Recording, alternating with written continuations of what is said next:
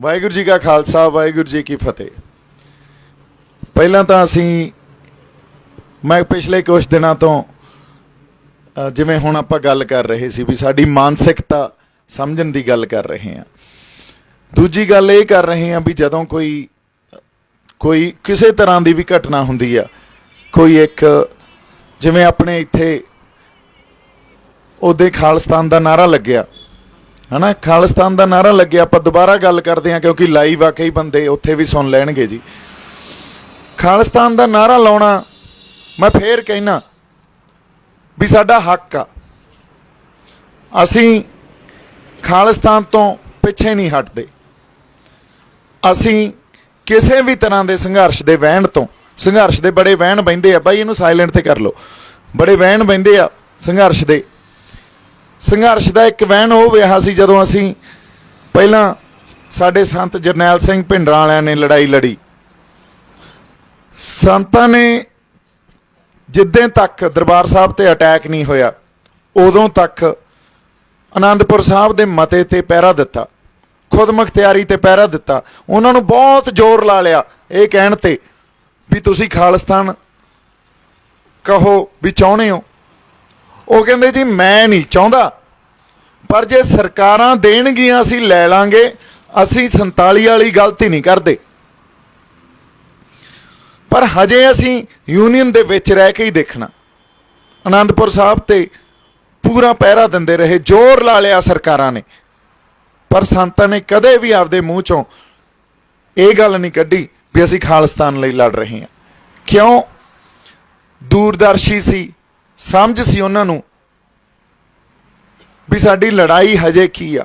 साडी लड़ाई उस टाइम आनंदपुर साहब दे मते च भी खुद मुख्तियारी दी गल सी, आपदे फैसले पंजाब आप कर सके, वो हक लैण दी गल सी।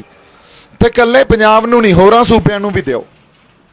अच्छा, ये संघर्ष होया और इस संघर्ष ने आके सानूं पता भी 84 च ब्लू स्टार ऑपरेशन हो गया, दरबार साहब ते अटैक हो गया, तो वो सारा कुछ साडी कौम ने पंजाब ने हंडाया। सानू पता सी की कुछ उस उन्हां दिनां च साडे ते बीतिया।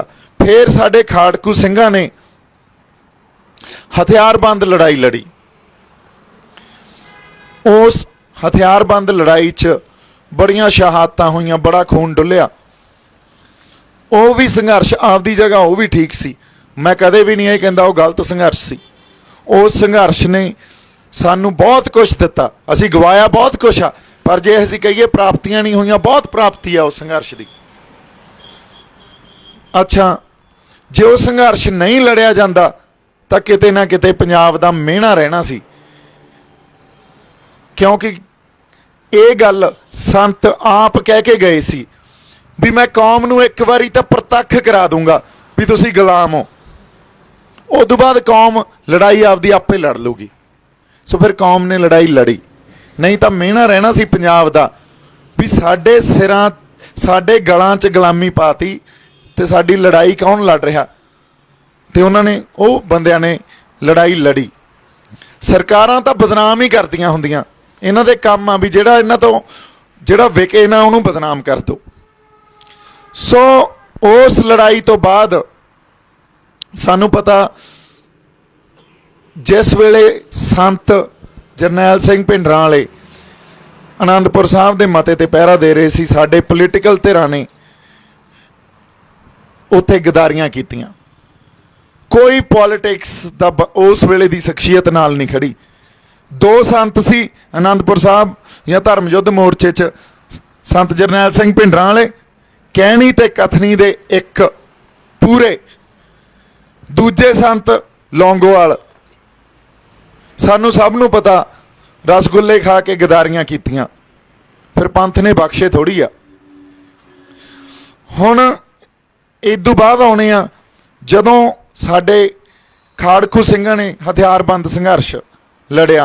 उस वेले किसी इंटलैक्चुअल वर्ग ने, किसी एलीट ने, किसी पढ़े लिखे बंदे ने उन्हां दा साथ नहीं दिता, किसी लीडर ने उन्हां दा साथ नहीं दिता, गदारियां करते रहे। सो इहदा मतलब आज अच्छा उदों बाद आपां 2005 मूवमेंट खत्म हुई, 2005 तो अज 2020 बैठे हाँ। ਹੁਣ तक 15 सालों च संघर्ष के होर वहन वहे होने आ। रीसेंट तो साडे कोले बरगाड़ी सरबत खालसा, उदों पिछे देख लो होर बड़े मोर्चे लगे होने आ, या न्याय लैन खातर असी बड़ियां लड़ाइयां लड़ियां भी सानू 84 का न्याय मिले, सानू नवंबर 84 का भी न्याय मिले।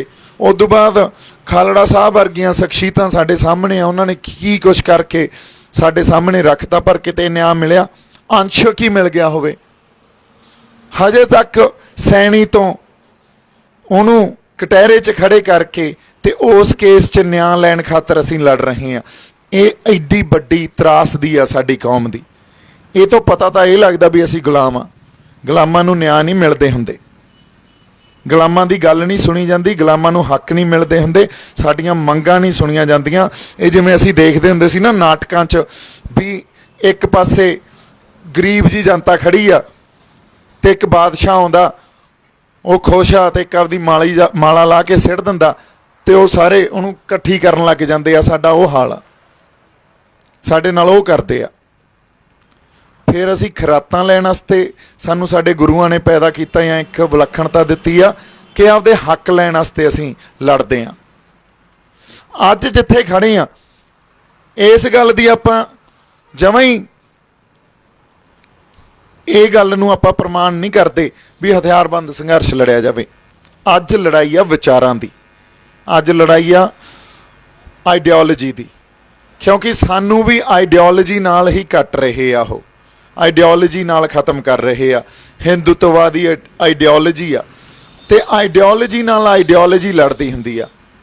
अज असीं दरबार साहब नूं कहंदे ना भुल जाओ अगे वधो, किवें भुल जाइए, किवें नवंबर 84 नूं भुल जाइए, किवें खाड़कू संघर्ष जिहड़ा इन्ना खून डुलिया शहादतां दित्तियां उहनूं भुल जाइए। पर वो सानू चिन्ह आ साडे, जिहदे तो सानू प्रेरणा मिलदी आ, जिहदे तो असीं सिੱਖਦੇ आ भी इस संघर्ष नूं अगले आउण वाले संघर्ष नूं किवें लड़ना, कित्थे जिहड़ी खता खाधी असीं गलतियां कीतियां उहनूं किवें असीं अगे ना करिए, उस गल ते आईए। अज शांतमई संघर्ष लड़िया जा रहा, पंजाब दी होंद दा संघर्ष लड़िया जा रहा। जे किसान यूनियन ये कह रही भी ये कल्ला किसानी दा अंदोलन आ, तो मैं एक बारी फिर कहदा कल्ला किसानी दा अंदोलन नहीं आ। कल्ला वार किसानी ते नहीं होया, वार पंजाब दी होंद ते होया, साडी माँ बोली ते होया, साडे फलसफे ते होया, साडे इतिहास ते होया। ये गल मैं बार बार दोहरा रहा, साडी विलक्षणता ते होया। बाकी क्यों नहीं सूबे खड़े हो रहे? तुसीं सोचिए यह गल। आ 250 जथेबंदियां नाल किसानां दी मीटिंग सी, लिटरली उन्होंने रिक्वेस्ट करके आए आ भी साडे नाल तुरो। वो सरकारां नाल लड़न नूं तैयार ही नहीं, क्योंकि वो सिर्फ आर्थिक तौर ते इस बिल नूं समझ रहे आ। साडे लई इहदा मतलब कल्ला आर्थिक नहीं आ, विचारधारक मतलब भी आ। उसे गल ते फिर आ जाने असीं जदों अपने खालिस्तान वाला नारा लग्या, उदों तक हर मोर्चे चों ये गल बोली जा रही सी, पंजाब आपदी होंद दी लड़ाई लड़ रहा। अज पता की गल कर रही है, अज वापस उसे गल ते आ गए भी किसानी दा अंदोलन आ। देखियो असीं तां पहलां ही कहा सी शंभू वाले तारपीडो कर रहे आ। मैं अज इस गल ते आ गया कि कहंदे दीप सिद्धू दा नैरेटिव की आ। दीप सिद्धू दा नैरेटिव यह आ भी असीं गुलामी गलों लाउणी आ, हुण किसे हिसाब च भी लड़ना पै जे सानू, असीं आपदी धिर भी खड़ी करांगे, असीं राजसी संघर्ष भी लड़ांगे। पंजाब कोले निरोल पंजाब दी सियासत भी होऊगी, पंजाब समाजिक तौर पर भी लड़ाई लड़ूगा, विचारधारक तौर पर भी लड़ाई लड़ूगा। खत्म हुई फिर होर सारे संघर्षां वास्ते भी असीं तैयार हां जे सानू धक्क दिता गया तां। पर हजे जिथे असीं खड़े हां, हजे साडा संघर्ष या साडे संघर्ष की सेध आ जिहड़ी वो शांतमई आ, और वो उन्नी ही शांतमई आ ਜਿੰਨੀ ਸ਼ਾਂਤਮਈ ਸੰਘਰਸ਼ ਜਾਂ ਜਿੰਨੀ ਸ਼ਾਂਤਮਈ ਸ਼ਹੀਦੀ ਸ਼੍ਰੀ ਗੁਰੂ ਅਰਜਨ ਦੇਵ ਸਾਹਿਬ ਨੇ ਦਿੱਤੀ ਸੀ, ਪੰਜਵੇਂ ਪਾਤਸ਼ਾਹ ਨੇ, ਜਿਨ੍ਹਾਂ ਨੂੰ ਆਪਾਂ ਸ਼ਹੀਦਾਂ ਦੇ ਸਰਤਾਜ ਕਹਿੰਦੇ ਆ, ਸਾਡੀ ਸੇਧ ਅੱਜ ਜਿਹੜੀ ਸੰਘਰਸ਼ ਦੀ ਆ ਉਹ ਉਸ ਸ਼ਹੀਦੀ ਤੋਂ ਆ। ਉਨਾ ਸ਼ਾਂਤਮਈ ਸੰਘਰਸ਼ ਲੜ ਰਹੇ ਹਾਂ ਅਸੀਂ। ਹੁਣ ਆ ਜਾਂਦੇ ਆਪਾਂ ਖਾਲਿਸਤਾਨ ਦੇ ਨਾਅਰੇ ਤੇ। ਖਾਲਿਸਤਾਨ ਦਾ ਮੈਂ ਇੱਕ ਵਾਰੀ ਫੇਰ ਕਹਿਣਾ, ਲੈ ਨਾਅਰਾ ਲਾ ਦਿੰਨੇ ਆ ਖਾਲਿਸਤਾਨ ਜਿੰਦਾਬਾਦ। ਇਹ ਕੋਈ ਗੁਨਾਹ ਥੋੜੀ ਹੋ ਗਿਆ, ਮੈਂ ਕਹਿੰਦਾ ਲਾਈਏ। ਪਰ ਜਿਹੜੀ ਥਾਂ ਤੇ ਆਪਾਂ ਖੜੇ ਆ ਨਾ ਅੱਜ, ਜਿੱਥੇ ਆਪਾਂ ਅੱਜ ਸੰਘਰਸ਼ ਲੜ ਰਹੇ ਹਾਂ, ਜੇ ਇਹਨੂੰ ਕਿਸੇ ਹੋਰ ਪਾਸੇ ਵੱਲ ਲੈ ਕੇ ਜਾਣਾ, ਧੱਕਣਾ, ਇੱਕ ਕਾਰਨਰ 'ਚ ਅਸੀਂ ਆਪਦੇ ਆਪ ਨੂੰ ਲੈ ਕੇ ਜਾਣਾ, ਤਾਂ ਇਹ ਨਾਅਰੇ ਲਾਉਣ ਲੱਗ ਜਾਂਦੇ ਆ। ਪਰ ਜੇ ਅਸੀਂ ਆਪਦੇ ਨਾਲ ਹੋਰ ਵਰਗਾਂ ਨੂੰ ਵੀ ਤੋਰਨਾ, ਉਹਨਾਂ ਸਾਰੇ ਬੰਦਿਆਂ ਨੂੰ ਤੋਰਨਾ ਜਿਨ੍ਹਾਂ ਦੀ ਮਾਨਸਿਕਤਾ 'ਚ ਡਰ ਬਿਠਾ ਦਿੱਤਾ ਗਿਆ, ਜਿਨ੍ਹਾਂ ਦੀ ਮਾਨਸਿਕਤਾ ਉਹ ਆਪਦੇ ਕਿਰਦਾਰਾਂ ਤੋਂ ਪਾਸੇ ਹੋਏ ਫਿਰਦੇ ਆ। ਕਿਰਦਾਰ ਕੀ ਸੀ? ਨਿਰਭਉ ਤੇ ਨਿਰਵੈਰ। ਮੈਨੂੰ ਇੱਕ ਬੰਦਾ ਦਿਖਾ ਦਿਓ ਪੰਜਾਬ 'ਚ ਜਿਹੜਾ ਨਿਰਭਉ ਹੋਵੇ ਤੇ ਨਿਰਵੈਰ ਹੋਵੇ। ਜੇ ਨਿਰਵੈਰ ਹੁੰਦੇ ਤਾਂ ਜਿਹੜੀ ਗੱਲ ਇੱਥੇ ਹੋਈ ਸੀ, ਮੈਂ ਤਾਂ ਕਿਸੇ ਨੂੰ ਨਹੀਂ ਰੋਕਿਆ ਖਾਲਿਸਤਾਨ ਦਾ ਨਾਅਰਾ ਲਾਉਣ ਤੋਂ, ਪਰ ਕਿਸੇ ਹੋਰ ਬੰਦੇ ਨੇ ਰਿਐਕਸ਼ਨ ਕਰਤਾ। ਤੇ ਜੇ ਨਿਰਵੈਰ ਹੁੰਦੇ ਫਿਰ ਵੈਰ ਨਹੀਂ ਕੱਢਣਾ ਸੀ, ਫਿਰ ਉਹਨਾਂ ਨੇ ਸੰਵਾਦ ਕਰਨਾ ਸੀ, ਉਹਨਾਂ ਨੇ ਗੱਲਾਂ ਪੁੱਛਣੀਆਂ ਸੀ, ਫਿਰ ਮਨਮਤ ਨਹੀਂ ਹੋਣੀ ਸੀ, ਗੁਰਮਤ ਹੋਣੀ ਸੀ। ਗੁਰਮਤ 'ਚ ਤਾਂ ਸੰਵਾਦ ਹੁੰਦਾ, ਗੁਰਮਤ 'ਚ ਤੋਮਤਾਂ ਨਹੀਂ ਲੱਗਦੀਆਂ ਹੁੰਦੀਆਂ। ਤੋਮਤਾਂ ਤਾਂ ਮਨਮਤ ਲਾਉਂਦੀ ਆ। ਫਿਰ ਮੇਰੇ ਤੋਂ ਸਵਾਲ ਕਰਦੇ, ਬਾਈ ਆਹ ਕੀ ਗੱਲ, ਤੁਸੀਂ ਤਾਂ ਸਰਕਾਰਾਂ ਤੇ ਤੁਹਾਡੇ 'ਚ ਫਰਕ ਕੀ ਰਹਿ ਗਿਆ? ਜਿਵੇਂ ਸਰਕਾਰਾਂ ਬਿਹੇਵ ਕਰਦੀਆਂ ਉਵੇਂ ਤੁਸੀਂ ਬਿਹੇਵ ਕਰੀ ਜਾਂਦੇ ਹੋ, ਫਿਰ ਤਾਂ ਕੋਈ ਫਰਕ ਹੀ ਨਹੀਂ ਰਹਿ ਗਿਆ ਤੁਹਾਡੇ ਤੇ ਸਰਕਾਰਾਂ 'ਚ। ਔਰ ਗੱਲ ਕੀ ਆ, ਹੁਣ ਸਾਨੂੰ ਆ ਖੜੇ ਆ ਸਾਹਮਣੇ ਆਪਣੇ ਇੰਸਪੈਕਟਰ ਸਾਹਿਬ, CID ਵਾਸਤੇ ਖੜੇ ਆ ਜਾਂ ਵੈਸੇ ਅਮਨ ਅਮਾਨ ਬਣਾਉਣ ਵਾਸਤੇ ਖੜੇ ਆ। ਸਾਡੇ ਤੋਂ ਕੀ CID ਲੈ ਲੈਣਗੇ? ਜੋ ਅੰਦਰ ਆ ਉਹੀ ਬਾਹਰ ਆ। ਹੁਣ ਇੱਕ ਯੂਨੀਅਨ ਆਫ ਇੰਡੀਆ, ਇਹ ਦੇਸ਼ ਆ ਜਿਹੜਾ ਯੂਨੀਅਨ ਆਫ ਇੰਡੀਆ, ਇੱਥੇ ਬਹੁਤ ਕੌਮੀਅਤ ਵਸਦੀ ਆ, ਵੱਖ-ਵੱਖ ਤਰ੍ਹਾਂ ਦੀ ਕੌਮੀਅਤ ਨੇ ਮਿਲ ਕੇ ਜਿਹਦੇ 'ਚ ਇੱਕ ਦੇਸ਼ ਸਿਰਜਿਆ ਹੋਇਆ, ਉਹ ਯੂਨੀਅਨ 'ਚ। ਜਦੋਂ ਉਸ ਯੂਨੀਅਨ 'ਚ ਤੁਸੀਂ ਕਿਸੇ ਨੂੰ ਇੰਨਾ ਤੰਗ ਕਰ ਦੋਗੇ, ਉਹਨਾਂ ਤੇ ਜ਼ਬਰ ਜ਼ੁਲਮ ਕਰੋਗੇ, ਉਹਨਾਂ ਦੇ ਹੱਕ ਨਹੀਂ ਦਿਓਗੇ, ਉਹਨਾਂ ਨੂੰ ਪਹਿਲੇ ਦਰਜੇ ਦਾ ਸਿਟੀਜ਼ਨ ਹੋਣ ਦਾ ਅਹਿਸਾਸ ਨਹੀਂ ਰਹੂਗਾ। ਦੇਖੋ ਕਿਸੇ ਦੇਸ਼ ਨਾਲ ਬੰਦਾ ਕਦੋਂ ਜੁੜਿਆ ਹੁੰਦਾ, ਇੱਕ ਸੈਂਸ ਆਫ ਬਿਲੋਂਗਿੰਗ ਹੁੰਦੀ ਹੈ ਅੰਦਰ। ਦੇਸ਼ ਮੇਰਾ ਮਾਣ ਤੇ ਸਨਮਾਨ ਦੀ ਰੱਖਿਆ ਕਰੂਗਾ, ਮੇਰੀ ਆਪਦੀ ਸਿਕਿਉਰਿਟੀ ਕਰੂਗਾ ਤੇ ਮੇਰਾ ਦੇਸ਼ ਪ੍ਰਤੀ ਵਫਾਦਾਰ ਰਹਿਣਾ। ਇਹ ਆਪਸ 'ਚ ਇੱਕ ਸੰਧੀ ਆ ਦੇਸ਼ ਤੇ ਬੰਦੇ ਦੀ। ਜਦੋਂ ਇਹ ਸੰਧੀ ਤੇ ਸੱਟ ਵੱਜਦੀ ਆ ਤੇ ਦੇਸ਼ ਦੀਆਂ ਸਰਕਾਰਾਂ ਮਾਰਦੀਆਂ ਤੇ ਫਿਰ ਬੰਦੇ ਦੀ ਵਫਾਦਾਰੀ ਵੀ ਖਤਮ ਹੋ ਜਾਂਦੀ ਆ।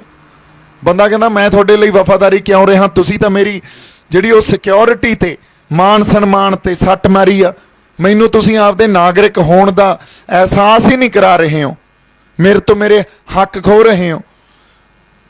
ਸੋ ਉਦੋਂ ਵੱਖਵਾਦ ਦੀ, ਖਾਲਿਸਤਾਨ ਦੀ, ਤਾਮਿਲਨਾਡੂ 'ਚ ਤੇਲੰਗਾਨਾ ਕਹੀ ਜਾਂਦੇ ਆ, ਉਹ ਬੰਗਾਲ ਵਾਲੇ ਕੁਛ ਆਪਦਾ ਮੰਗਾਂ ਕਰੀ ਜਾਂਦੇ ਆ, ਮਹਾਰਾਸ਼ਟਰ ਵਾਲੇ ਆਪਦੀ ਕਰੀ ਜਾਂਦੇ ਆ, ਕਸ਼ਮੀਰ ਵਾਲੇ ਆਪਦੀ ਕਰੀ ਜਾਂਦੇ ਆ, ਨਾਗਾਲੈਂਡ ਵਾਲੇ ਆਪਦੀਆਂ ਕਰੀ ਜਾਂਦੇ ਆ।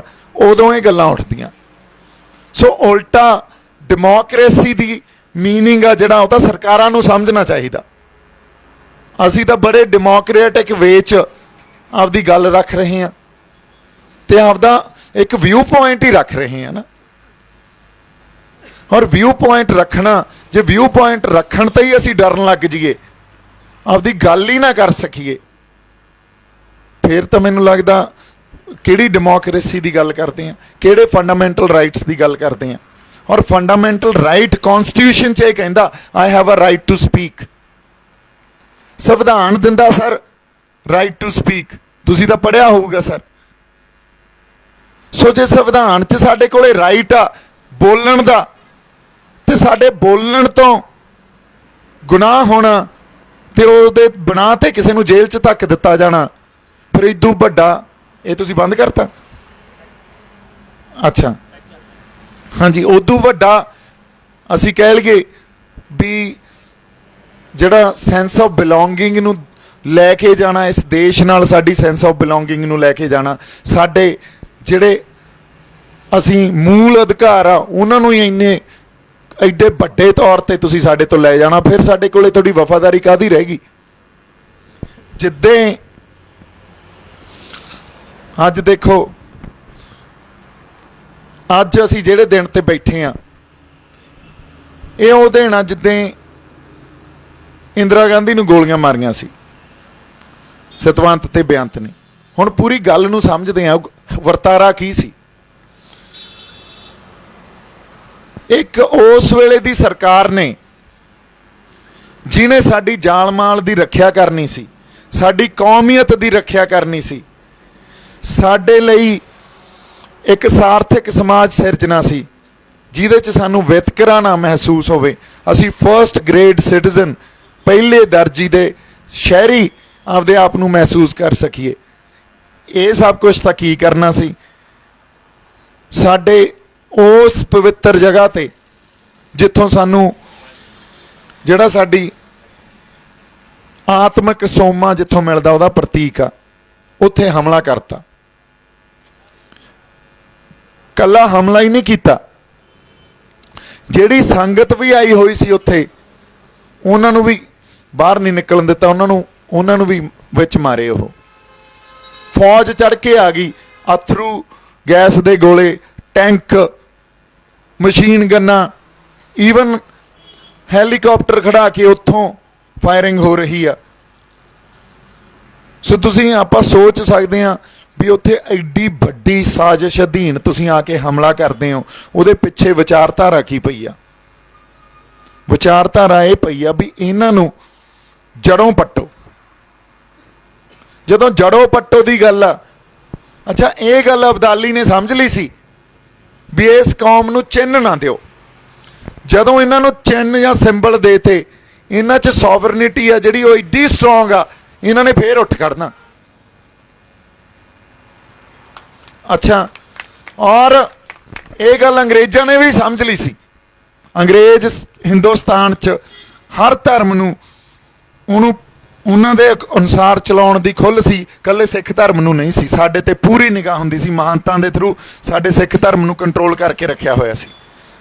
ਤਾਂ ਹੀ ਤਾਂ ਉਸ ਵੇਲੇ ਗੁਰਦੁਆਰਾ ਸੁਧਾਰ ਲਹਿਰ ਚੱਲੀ, ਮੋਰਚੇ ਲੱਗੇ, ਹੈ ਨਾ।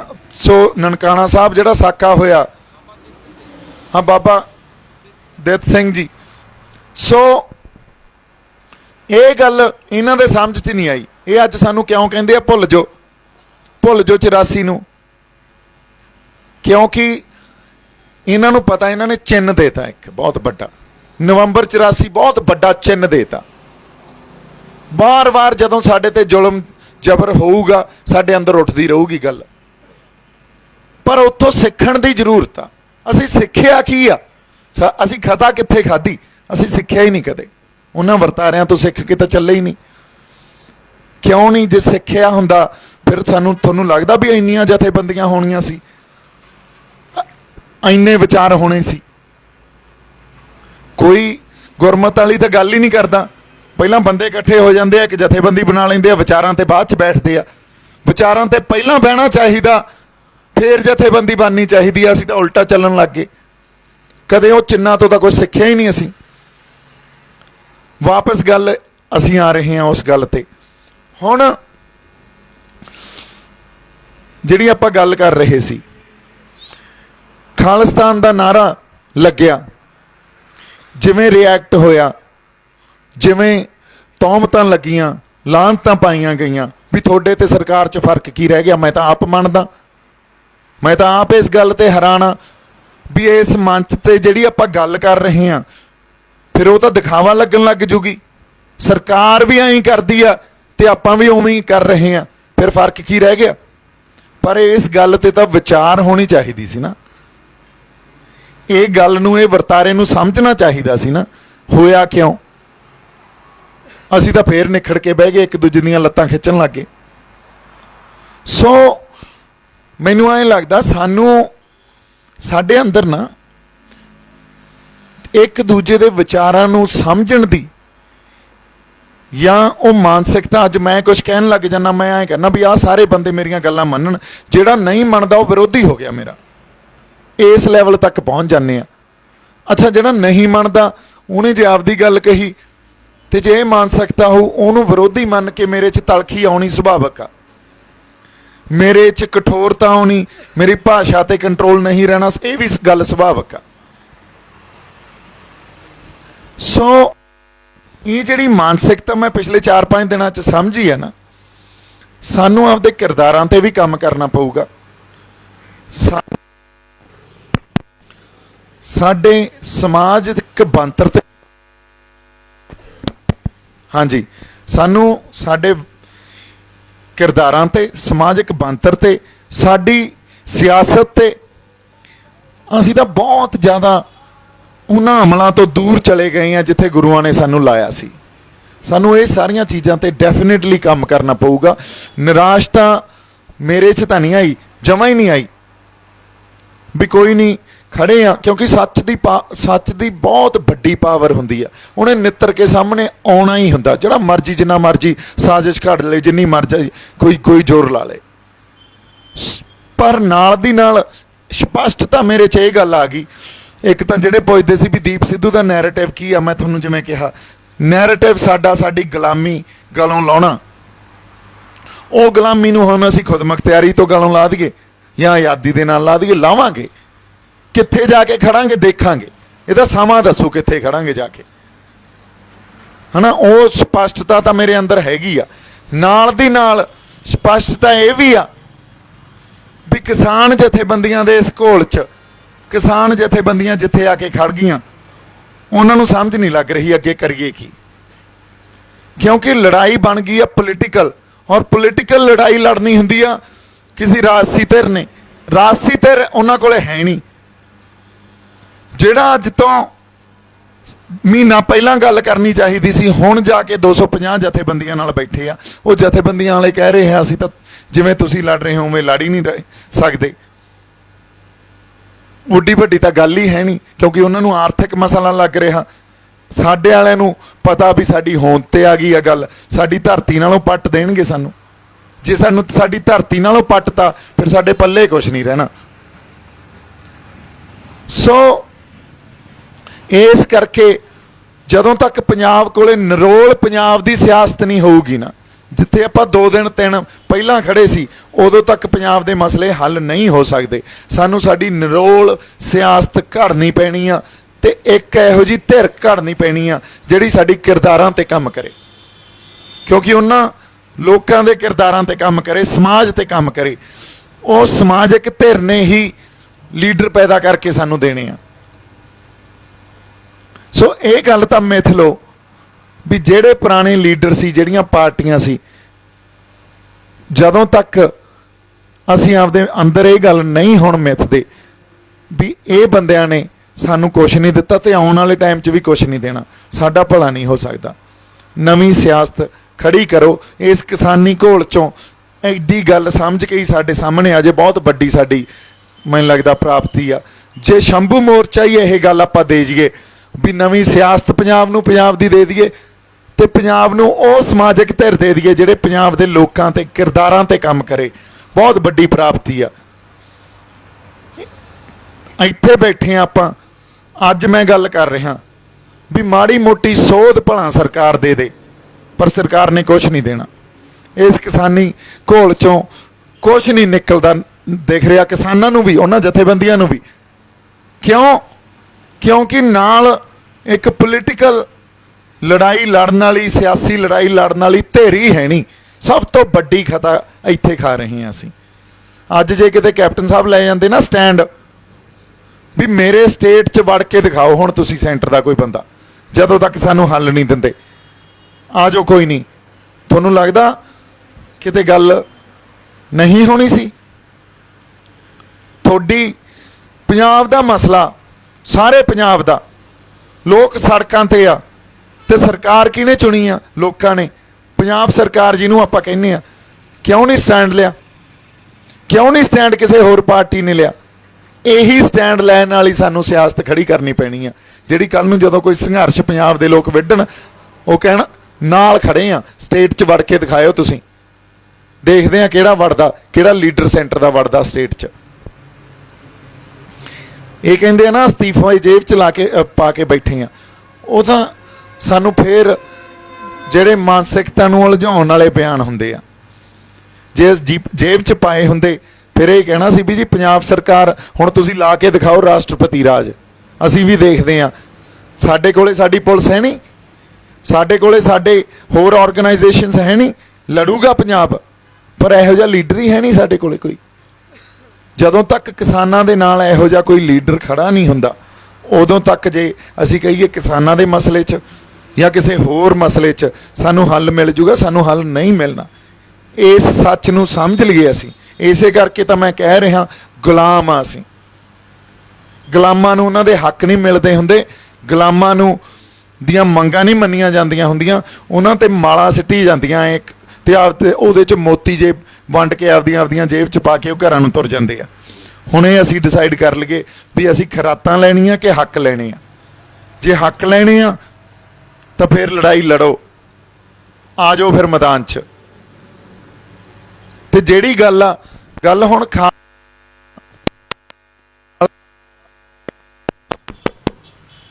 ਖਾਲਿਸਤਾਨ ਤੇ ਵਾਪਸ ਆਉਣੇ ਆ।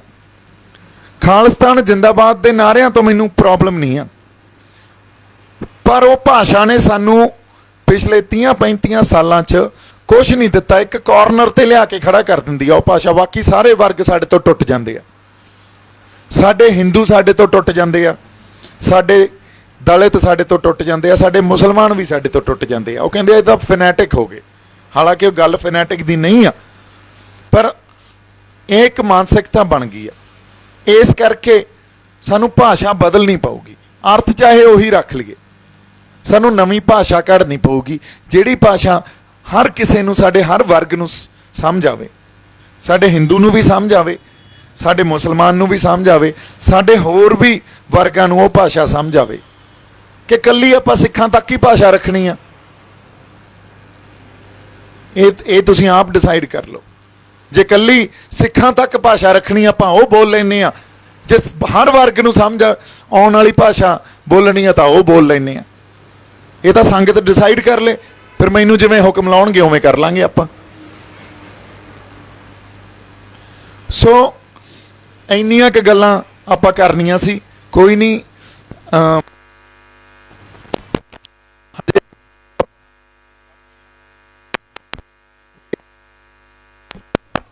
ਹਾਂਜੀ, ਜਿੱਥੇ ਖੜ ਗਏ ਆ ਕੇ ਕਈ ਵਾਰੀ ਚੜਦੇ ਇੱਕ ਸੈਟਬੈਕ ਜਿਹਾ ਲੱਗਦਾ ਹੁੰਦਾ, ਪਰ ਉਹ ਸੈਟਬੈਕ ਸੁਭਾਵਕ ਹੀ ਹੈ, ਲੱਗਦੇ ਹੀ ਹੁੰਦੇ ਆ, ਕਿਸੇ ਵੀ ਸੰਘਰਸ਼ 'ਚ ਲੱਗਦੇ ਹੀ ਹੁੰਦੇ ਆ।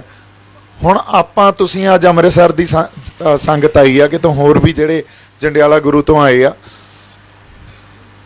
ਤੁਸੀਂ ਆਪਦੇ ਉੱਥੇ ਜਾ ਕੇ ਖੜੇ ਕਰੋ ਬੰਦੇ, ਐਟਲੀਸਟ ਬੋਲਣ ਵਾਲੀਆਂ ਰੂਹਾਂ ਤਾਂ ਖੜੀਆਂ ਕਰੋ ਜਿਹੜੇ ਆਵਾਜ਼ ਬੁਲੰਦ ਕਰਨ। ਆਪਾਂ ਆਪਦੇ ਵਰਗੇ 100 ਬੰਦਾ ਵੀ ਦੇ ਗਏ ਪੰਜਾਬ ਨੂੰ, ਸਾਡੀ ਬਹੁਤ ਵੱਡੀ ਪ੍ਰਾਪਤੀ ਆ। ਸੱਚ ਤਾਂ ਭੁੱਲ ਗਏ, ਗੱਲ ਤਾਂ ਇਕੱਲੇ ਸੱਚ ਦੀ ਹੈ ਨਾ। ਆਪਾਂ ਤਾਂ ਇਹ ਨਹੀਂ ਕਹਿ ਰਹੇ ਤੁਸੀਂ ਆਓ ਜੀ ਹਥਿਆਰਬੰਦ ਲੜਾਈ ਲੜੋ, ਨਹੀਂ, ਸ਼ਾਂਤਮਈ ਢੰਗ ਨਾਲ ਲੜਾਈ ਲੜ ਰਹੇ ਹਾਂ। ਸੱਚ ਬੋਲੋ। ਜੇ ਅਸੀਂ ਸੱਚ ਬੋਲਣ ਵਾਲੀਆਂ ਰੂਹਾਂ ਹੀ ਦੇ ਗਏ 100-200 ਬੰਦਾ, ਬਹੁਤ ਵੱਡੀ ਪ੍ਰਾਪਤੀ ਹੈ ਆਪਣੀ। ਔਰ ਮੈਂ ਇੱਕ ਵਾਰੀ ਫੇਰ ਕਹਿਣਾ, ਜਿੱਡੀ ਵੱਡੀ ਸ਼ਕਤੀ ਸੱਚ ਦੀ ਆ, ਓਡੀ ਸ਼ਕਤੀ ਜਿੱਡਾ ਮਰਜ਼ੀ ਕੋਈ ਤਗੜੀ ਸਰਕਾਰ ਹੋਵੇ, ਕੋਈ ਹੋਰ ਧਿਰ ਹੋਵੇ, ਕੋਈ ਵਿਚਾਰਧਾਰਾ ਹੋਵੇ, ਜੇ ਉਹਦੇ ਕੋਲੇ ਸੱਚ ਹੈ ਨਹੀਂ ਪਿੱਛੇ, ਤਾਂ ਉਹਨੇ ਨਹੀਂ ਚੱਲਣਾ ਬਾਹਲੀ ਦੇਰ, ਉਹ ਡਿੱਗ ਹੀ ਪੈਣਾ। ਸੋ ਸੰਗਤ ਨੂੰ ਮੇਰੀ ਬੇਨਤੀ ਹੈ ਜੀ, ਇਸ ਤੋਂ ਬਾਅਦ ਆਪਾਂ ਹੋਰ ਜ਼ਿਆਦਾ ਸ਼ਮੂਲੀਅਤ ਲੈ ਕੇ ਇੱਥੇ ਆਪਦੇ ਜਿਹੜੇ ਦੋਸਤ ਯਾਰ ਮਿੱਤਰ ਹੋਰ ਸੰਗਤਾਂ ਉਹਨਾਂ ਨੂੰ ਲੈ ਕੇ ਪਹੁੰਚੀਏ। ਤੇ ਤੁਸੀਂ ਜੇ ਕਿਸੇ ਨੇ ਆਪਦੀ ਗੱਲਬਾਤ ਕਰਨੀ ਹੋਵੇ, ਬੇਖੌਫ ਆ ਕੇ ਗੱਲਬਾਤ ਕਰੋ। ਕੋਈ ਐਸੀ ਗੱਲ ਨਹੀਂ ਆ ਵੀ ਆਪਾਂ ਕਿਸੇ ਗੱਲ ਤੇ ਕਿਸੇ ਤੇ, ਕਿਉਂਕਿ ਆਪਣਾ ਮੰਚ ਹੀ ਇਹ ਆ। ਇੱਥੇ ਕੋਈ ਵੀ ਆ ਕੇ, ਕੋਈ ਹਿੰਦੂ ਭਰਾ ਵੀ ਆ ਕੇ ਆਪਦੇ ਵਿਚਾਰ ਰੱਖ ਸਕਦਾ। ਮੈਂ ਉਹਦੇ ਨਾਲ ਉਸ ਗੱਲ ਨੂੰ ਵੀ ਸੁਣਨ ਦੀ ਸਾਡੇ ਕੋਲੇ ਮਾਦਾ ਸਾਡੇ ਅੰਦਰ ਹੋਣਾ ਚਾਹੀਦਾ। ਕੋਈ ਮੁਸਲਮਾਨ ਵੀ ਰੱਖੇ, ਕੋਈ ਹੋਰ ਬੰਦਾ ਵੀ ਆ ਕੇ ਰੱਖੇ। ਗੁਰਮਤ ਤਾਂ ਜਿਹੜੀ ਇਹੀ ਕਹਿੰਦੀ ਆ ਵੀ ਸੁਣੋ, ਕੁਛ ਸੁਣੀਏ ਕੁਛ ਕਹੀਏ। ਜੇ ਅਸੀਂ ਸੁਣਾਂਗੇ ਹੀ ਨਹੀਂ, ਕੱਲਾ ਕਹੀ ਜਾਵਾਂਗੇ, ਫਿਰ ਤਾਂ ਗੱਲ ਤਾਂ ਗੁਰਮਤਿ ਦੀ ਨਹੀਂ ਹੋਈ ਨਾ। ਸੋ ਇੰਨੀਆਂ ਕੁ ਗੱਲਾਂ ਮੇਰੇ ਮਨ 'ਚ ਜੋ ਬੈਠੇ ਬੈਠੇ ਆ ਗਈਆਂ ਸੀ ਜੀ। ਸਹਿ ਸੁਭਾ ਕੇ ਜਿਹੜੀ ਗੱਲ ਹੁੰਦੀ ਆ ਉਹ ਆਪਾਂ ਕਰ ਲਈਆਂ। ਬਹੁਤ ਸਾਰਾ ਪਿਆਰ ਸਤਿਕਾਰ ਤੁਹਾਨੂੰ ਸਾਰਿਆਂ ਨੂੰ। ਸਤਿ ਸ਼੍ਰੀ ਅਕਾਲ ਜੀ। ਵਾਹਿਗੁਰੂ ਜੀ ਕਾ ਖਾਲਸਾ, ਵਾਹਿਗੁਰੂ ਜੀ ਕੀ ਫਤਿਹ।